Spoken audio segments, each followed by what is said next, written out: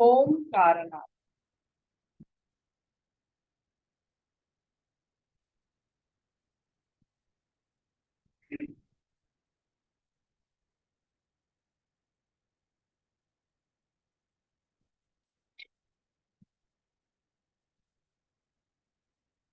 ओम।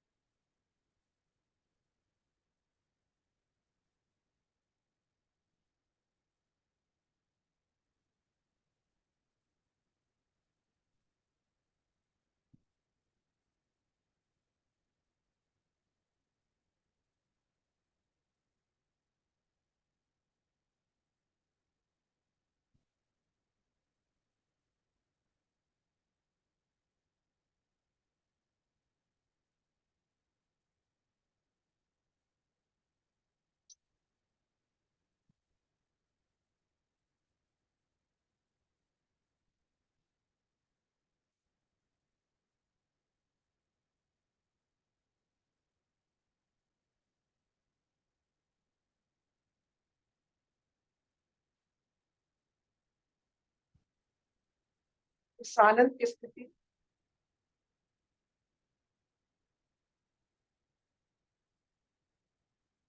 जिस स्थिति पर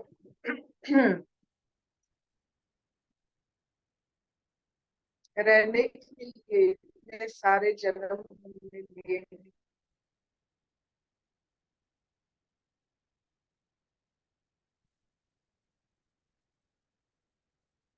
जिन जिन गुणों के कारण इस स्थिति पर हम कायम रह सकते हैं, हर एक गुण जिससे हम इस स्थिति को प्राप्ति करते हैं, वो सब गुण पूजा सामग्री।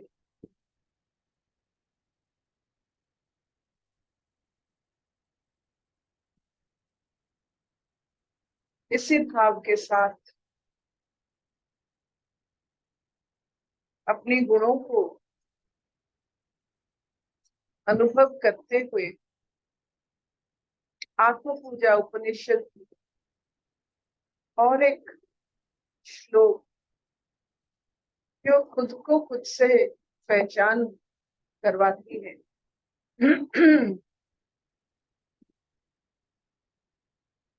आज सुनेंगे, फिर स्वागत है जी। स्वागत है जी। हरिओम अर्पिता। आज हम 11वां श्लोक करेंगे आत्मा पूजा उपनिषद का। एक बार शुरू से श्रृंखला शुरू कर लेती हूँ। हरिओम सबको। ओम तस्य निश्चिंतनम ध्यानम सर्वकर्म निराकरण आवाहनम निश्चलं ज्ञानम आसनम उन्मनी भाव पाद्यम सदा मनस्कम अर्घ्यम सददीप्तिः अपार अमृतवृत्ति स्नानम् सर्वत्र भावना गन्धः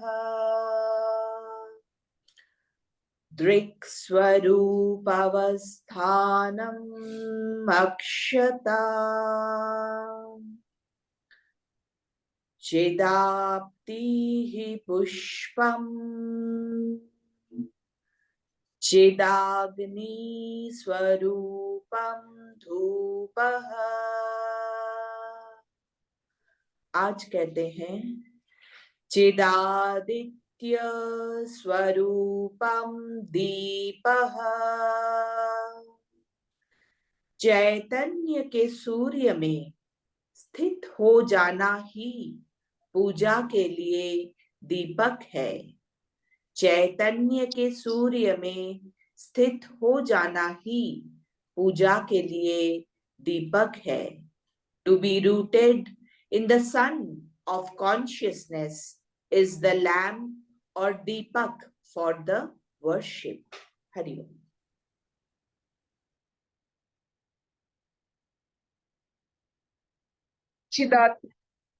चिद आदित्य चिदादित्य चिदादित्य स्वरूपम दीपक। आदित्य आदित्य इतना सुंदर जो शब्द का उन्मोचन हो रहा है। चिद आदित्य, चिद अग्नि, चिद दीप्त, चिदादिप्त, चिदाग्नि, चिद आदित्य। वो चित का कितने सारे, चित्त का नहीं चिद का, चिद का कितने सारे आभिमुख्य है। आदित्य कौन है? अदिति के संतान को आदित्य कहा जाता है। अदिति कौन? अदिति का मतलब होता है जिसका आदि अंत नहीं होता है, वही अदिति है, इन्फिनिट।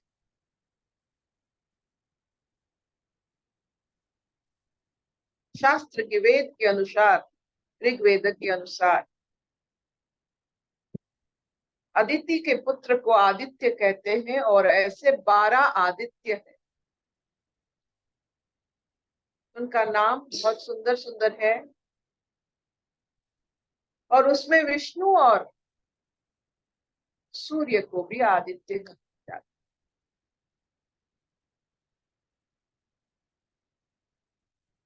विष्णु के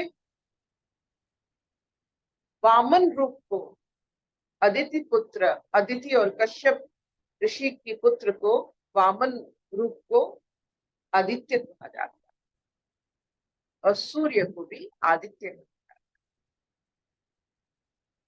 तो ये जो सूर्य प्रति महीना हम पर ताप और तेज की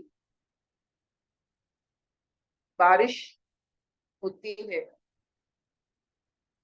हम तक पहुंचता है, सब तक पहुंचता है। भाव भेद कुछ नहीं है, सबके लिए सूरज एक ही समान होता है, अग्नि तत्व है, सबके लिए समान बराबर।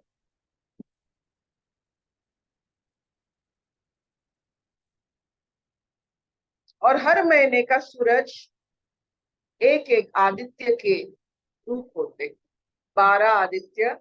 हर महीना का सूरज एक ही आदित्य से, उनका जो तेज और ताप एक ही आदित्य से आता है। इसका मतलब ये हुआ सूरज की अग्नि और ताप एक जैसा नहीं है, बदलता है, ऋतु बदलता है। 6 ऋतु अनुभव करने के लिए वैसा भाव चाहिए। हम तो ऋतुओं को मानते ही नहीं है, क्योंकि हमारे ऋतु के साथ कोई संबंध ही नहीं है। सिर्फ जो हमें कष्ट देते हैं उसी को हम पहचानते हैं, जो हमें कोमल बनाते हैं, जो हमें अपने विराट स्वरूप को अनुभव करवाते हैं, वो सब हमें मालूम नहीं। सिर्फ हम कष्ट को पहचानते हैं, इसलिए कष्ट मिलता है। जब हम सूक्ष्म चेतना को पहचानने के लिए अपना थोड़ा बहुत ज्ञान से लेकर विश्वास और इतने सारे रचित गुरुओं की वाणी, वेद की माध्यम से थोड़ा बहुत आज देखिए कि सूरज हमको लगता था एक ही जैसा है, लेकिन हर महीने सूरज अलग होता है। उसका रूप, उसका चैतन्य, उसका आलोक, उसका तेज, उसका ताप हर महीना बदलता है। ये कितनी बड़ी बात। क्या हम इसे महसूस कर सकते हैं? क्या हमारा सूरज के साथ संबंध है?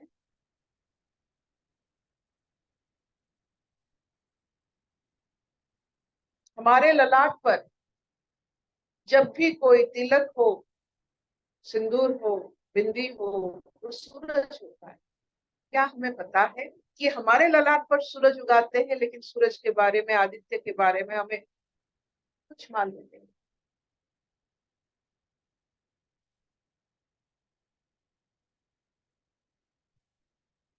चिद आदित्य स्वरूपम दीपम,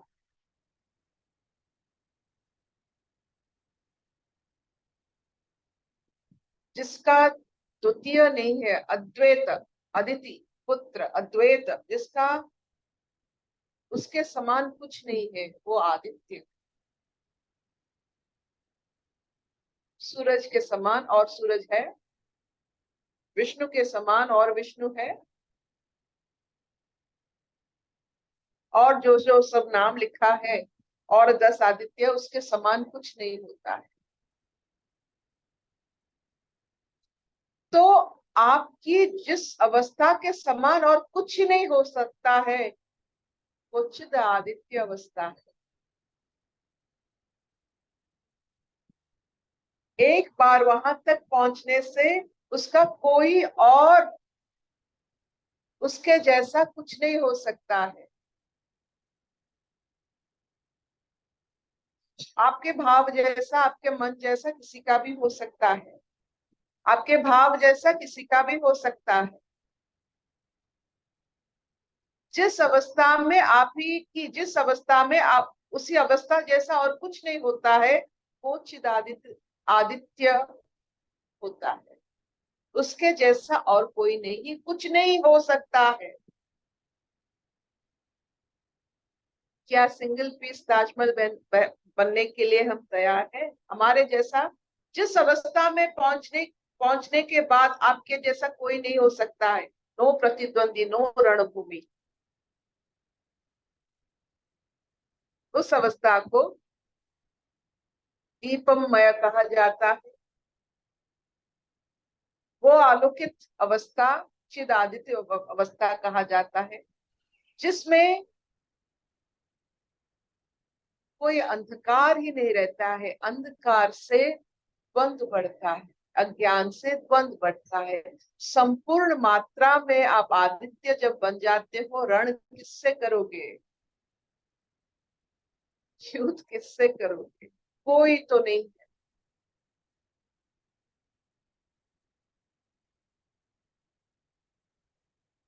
तो हमारे अज्ञान, हमारे अंधकार, हमारे उतार चढ़ाव हमें शत्रु मित्र बनाते हैं। लेकिन एक ही अवस्था, जिस अवस्था में कोई इसका विपरीत नहीं, जिस अवस्था में कोई विपरीत हो ही नहीं सकता है, वो चिदादित्य अवस्था है। और जहां आपकी विपरीत भाव हो, मन हो, जो भी हो, शब्द हो, जब जहां नहीं रहता है, वो आपकी दीपम, या वही आपकी दीप की अवस्था होता है।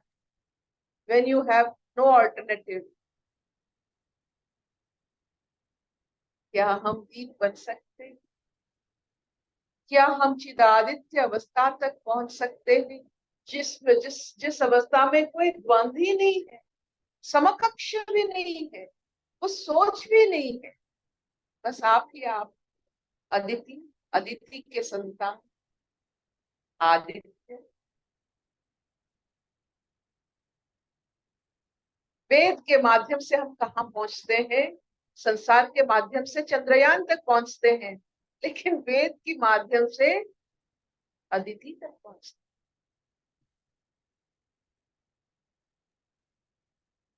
तो जो इंसान, जो मनुष्य इस स्थिति को व्याख्या किया होगा, चिद आदित्य स्वरूपम दीपम, वही मांडुक्य उपनिषद आप देखिए। हम तो जहां जहां रचना करते हैं अपने नाम पेटेंट ले जाते हैं, पेटेंट। लेकिन उन ऋषियों को देखिए किस अवस्था में उन्होंने लिखा होगा, और उनका नाम तक भी नहीं है।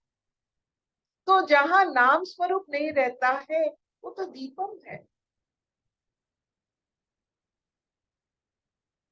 इतने सारे ऋषिगण जिनके बारे में सोचने से एक अमृत की धारा प्लावित होता है, अपने जीवन सोचने से। दर्शन तो भाव से होती है,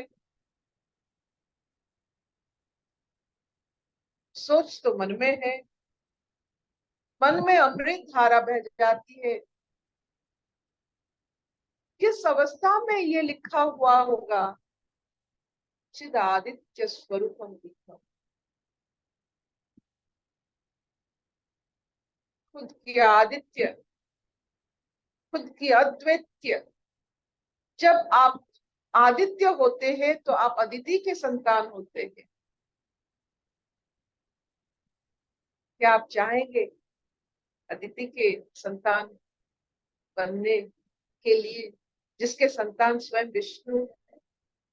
हम भी बन सकते हैं। एक माँ है Aditi, infinite.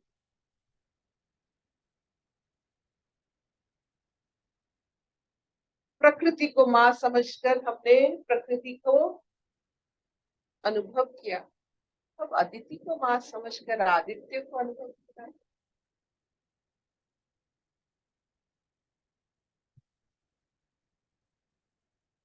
Will this do?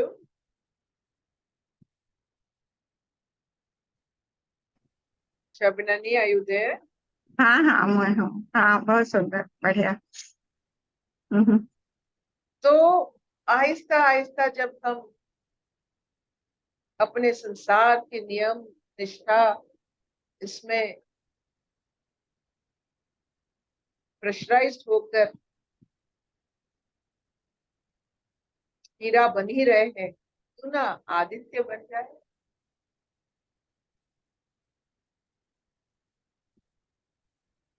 हम्म। जहाँ कोई अद्वैत, आपके जैसा कोई नहीं है, उस अवस्था, ये एक अवस्था है, ये कंपटीशन नहीं है। इस स्थिति में कोई आपका प्रतिद्वंदी नहीं है। जिस अवस्था में आपका कोई प्रतिद्वंदी नहीं है, उस अवस्था को हम दीपम मानते हैं।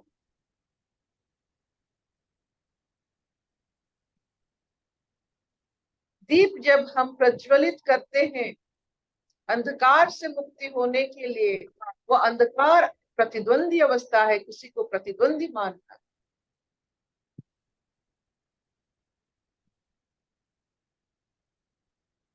जब दीप प्रज्वलित हो जाता है कोई प्रतिद्वंदी नहीं।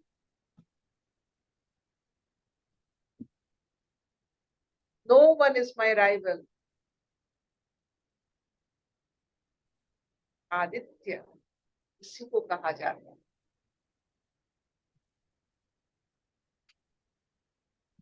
कोई प्रश्न है?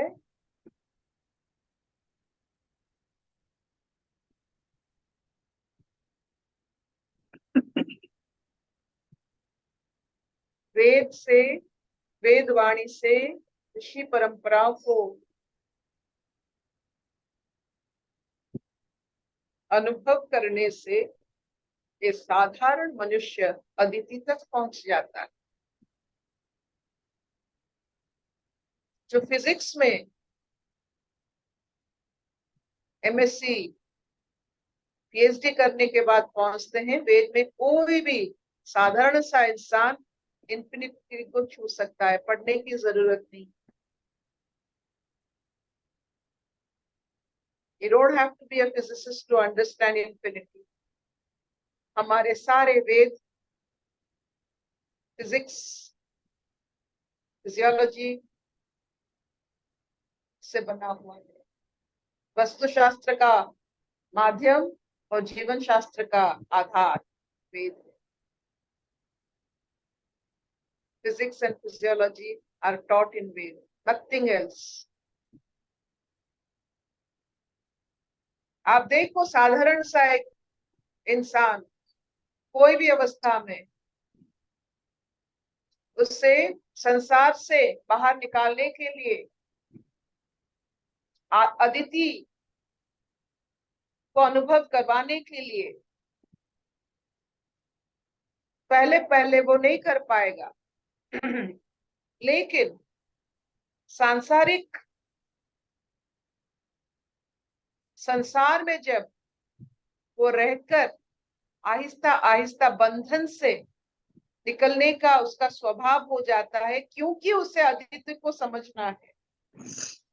A good student does not indulge in mundane things, क्योंकि उसे और समझना है।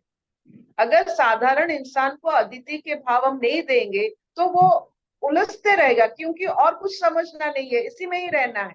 लेकिन थोड़ा बहुत आहिस्ता ऊपर ऊपर की चीज देने से इसमें नहीं घुसना है, क्योंकि मुझे और समझना है।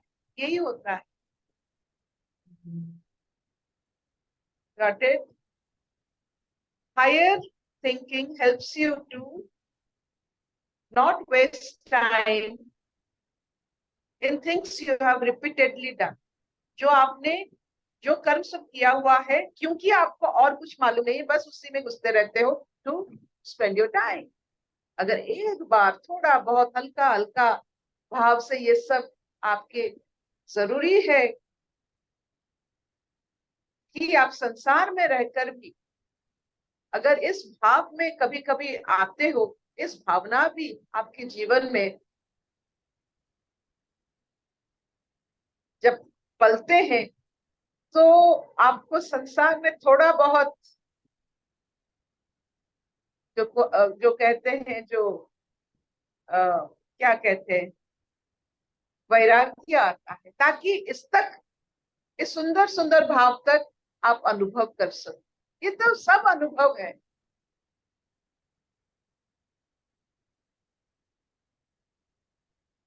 A good Vedantist is a good physicist, good physiologist.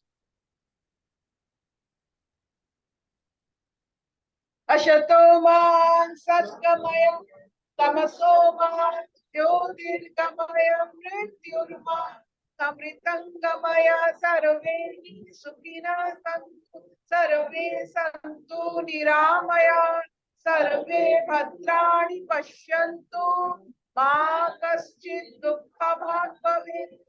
Om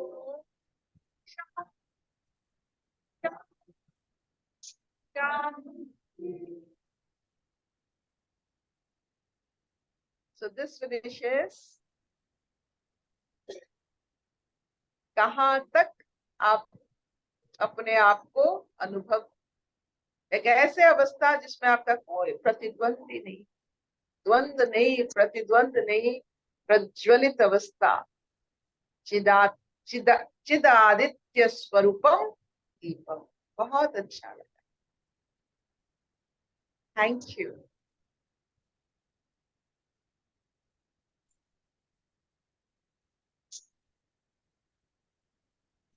कोई प्रश्न है, कोई अनुभूति हो रहा है? सबके मुखमंडल में एक हल्की सी मुस्कान है।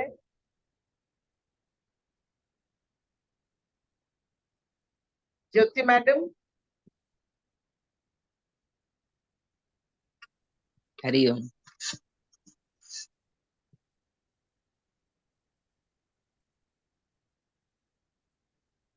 कुछ कहना चाहेंगी आप? हाँ, कहना तो चाहती हूँ कि कैसे प्रोग्रेस कैसे करूँ, प्रोग्रेस में थोड़ा कमी है। नहीं नहीं नहीं नहीं नहीं नहीं नहीं नहीं नहीं नहीं नहीं नहीं। ज्ञान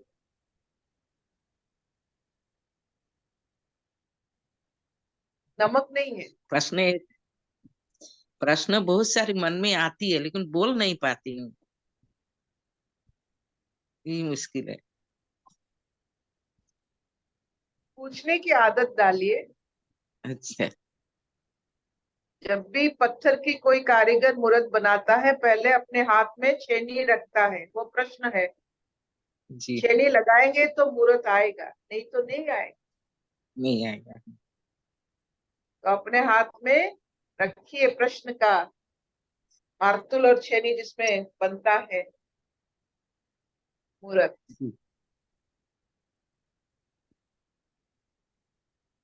Thank you, Hari Mama. Thank you.